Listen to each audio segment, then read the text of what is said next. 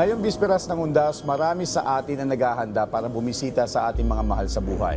Ngunit sa gitna ng mga tradisyon at paniniwala, mahalagang balikan natin ang tunay na kahulugan ng paggunita nito. At sa panahong ito, maganda pag-usapan kung paano natin mapanatiling banal at makahulugan ang pagdiriwang ng undas, lalo na ngayon na tila mas nagiging makabago ang paraan ng paggunita nito. At upang bigyan tayo ng mas malalim na pag-unawa tungkol dito, makakasama natin ngayong umaga si Father Rex Polintan. Magandang umaga po, Father, at welcome po sa Rise and Shine Pilipinas. Good morning, Father. Good morning din po.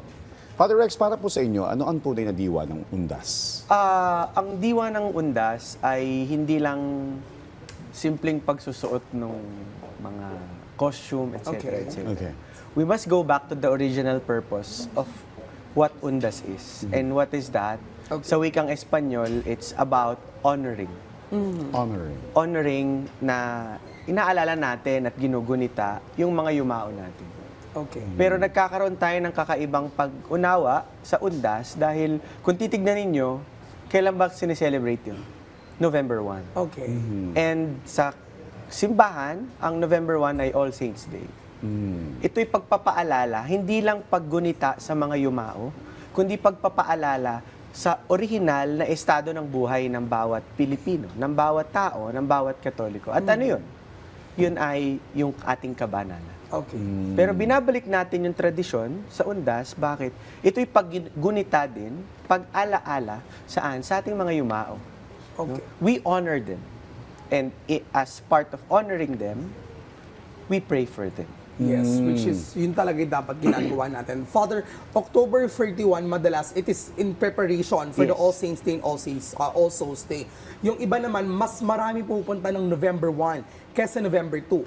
Some naman, they go with November 2 because it's with the All Souls Yes. Day naman. Is there something that we should correct, or is it something na it's because of the tradition, or what we should really consider is yung faith natin, pananampalataya natin, ang mas dapat na namumutawi dito, Father? Una, dapat tignan natin yung meaning ng Halloween. Okay. Kasi di ba, kung papansinin ninyo sa Old English version ng Our Father, nakalagay doon, Hallowed be thy name. Okay. The original meaning of Halloween is Hallows Eve. Kaya siya Okay. sineselebrate ng October 31. The Hallow means holy. Okay. So, we're all called to become holy. So, sa Edi- ating buhay pananampalataya, dapat makita natin, hindi yung pagsusuot lamang ng nakakatakot. Okay. Kasi yun yung inilalagay ng kultura natin ngayon. Oo. Dapat bumalik tayo sa original na intensyon nun. Ano yun? Paggunita sa mga yumao. And it goes back. Saan? 6th century, 7th century, to commemorate the first martyrs, to commemorate the saints who had lived their faith, who Okay. had lived holiness. Well, speaking of paggunita, giving honor, Yeah. ano po ba yung tamang paraan para gunitain yung ating mga Ang yumao? tamang paraan ng paggugunita natin sa mga yumao ay, una, syempre, yung pananalangin. Okay. Nandyan. Never forget Okay. to pray for the dead. Kasama yan sa ating spiritual works of mercy. Okay. Pangalawa, yung pag-aalay ng banal na misa. So sa mga nakikinig sa atin, sa mga nanonood, do not forget to attend Mass. Okay. It's not only asking God for thanksgiving, but it is also praying for the souls. Tandaan ninyo, sa buhay pananampalataya natin, yung mga patay, hindi na nila mapagdadasal yung sarili nila. Okay. At sino yung may tungkulin nun? Sino yung may gampanin nun?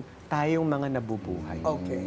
So, Father, I wanna ask, try lang natin basagin din, no, na should we not do these kinds of, like the tradition, now we wear something, we have these kinds of decorations. Is this discouraged, or is this something na it's like a motivational factor for people to become also in faith with the undas? Tell us more. Well, yun ang dikta ng kultura natin ngayon. Okay.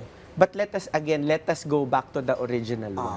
And what is that? To inculcate the mind into the minds of the young, no, that Halloween is not for the skeletons, is not for yung mga mumu, etc. Alright. It's for us to remain what? Holy. Okay. Yun naman yung goal natin lahat.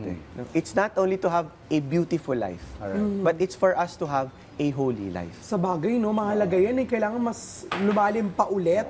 Naalala ko tuloy kapag may mga patay, dati ang dami mga nagdadasal, kaawahan at patawarin ang yes. kaluluwa na ganyan-ganyan. Ngayon parang naghahanap ka na, parang kumukontrata para sila magdasal kasi people don't know how to do it and kailangan natin ibalik. Yes, parang sinasabi ni Father is, it's not all about decorations, Yes. wearing costumes. Dapat maalala natin kung paano yung dapat na gunitain itong mga Mas yumao natin. umangat dapat Yes, yun. oo, dapat yun. Tsaka yung binabalik ng simbahan yan. Pansinin ninyo, sa bawat simbahan, merong parade of saints. Okay. Kasi yun yung dapat nating tularan. Alright. Father, ano po yung magandang reflection o insight sa maaari namin bitbitin ngayong undas? Siguro sa undas na pinagdiriwang natin, unang, ito'y paggunita, ito'y pagbibigay ng honor sa ating mga yumao. No? Dahil marami silang naitulong sa atin. Okay. Dahil marami silang naituro din sa atin. Una yun.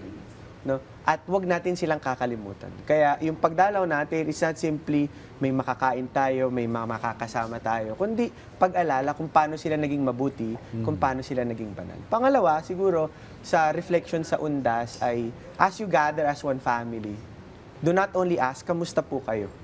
Mas maganda rin siguro, magdasal po tayo ng sama-sama. Okay. Pangatlo, sa undas siguro, huli, ay huwag niyong kalimutan magpatawad pa din. Okay. No? Yun. Kasi mahirap yung yumao na dapat nag-sorry ako, dapat naging okay kami. Oo. Nakakalimutan kasi ng madami yun. Regret is not at the beginning. Regret is always at the end. Okay. Ang lalim no, ang ganda no. Oo, ang ganda. Oo. Kaya siguro maganda rin, isama rin natin yung hindi pagkuha ng pagkain sa mga nicho. Yun nga yung tatanong ko, okay lang ba mag-iwan ng mga pagkain? Kasi yung iba nagkakasala, natutokso sila eh. Yung iba litsong manok na buo yung iniiwan. Oh, yung pagkain kasi, it's pamahiin kasi yun. Okay. So, dapat siguro, instead of them na ialay dun sa mga yumao, ba't hindi natin pagsaluhan? Yun. Yung kandilang pinaglalaroan, kayo siguro nakapaglaro kayo ng Oo, kandila, meron pa rin di ba? kaya hanggang ngayon. Meron Yung siguro. iniipon, yung meron, binibilog. Yes. Instead of us na nag-uubos tayo ng oras gumawa ng malaking bilog, bakit hindi natin gamitin sa pagtulos ng kandila, magdasal tayo? Ayun. okay. Kasi si Joshua ganun ginawa niya. Tapos binabato niya sa akin, Father. O mag-confess ka kay Father, ha? Maraming salamat po sa inyong oras at pagbibigay ng kalaman, Father Rex Polintan. Thank you, Father.